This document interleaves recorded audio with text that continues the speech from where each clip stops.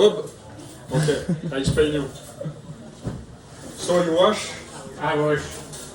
and this man, this strange man is putting the water. Clean with water, yes? Okay. Bonjour Joël Daguerre. Depuis combien de temps faites-vous la grosse plonge au temple, dans le zen?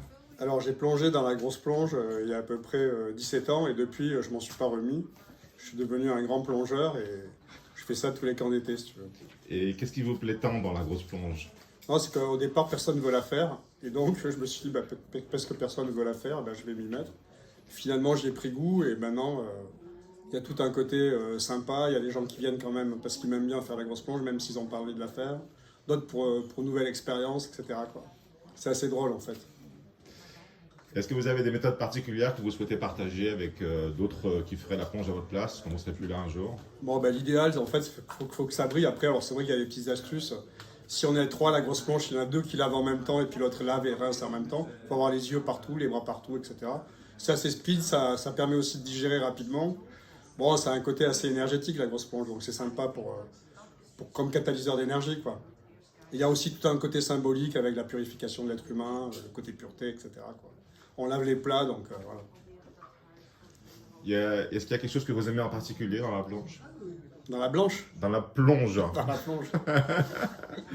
Alors, il y a le côté convivial, en fait. C'est-à-dire que, par exemple, tu vois, quand tu as une grosse fête, tout le monde vient à la plonge quand même, ou essaie de venir.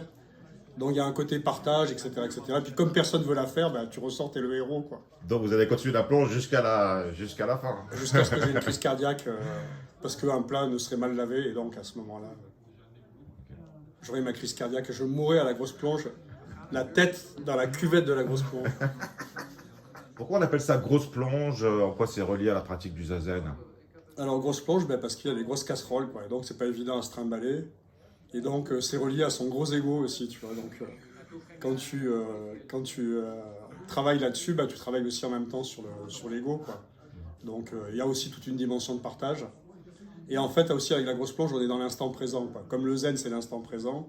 La grosse plonge aussi, c'est l'instant présent. Et voilà la connexion entre les deux, quoi.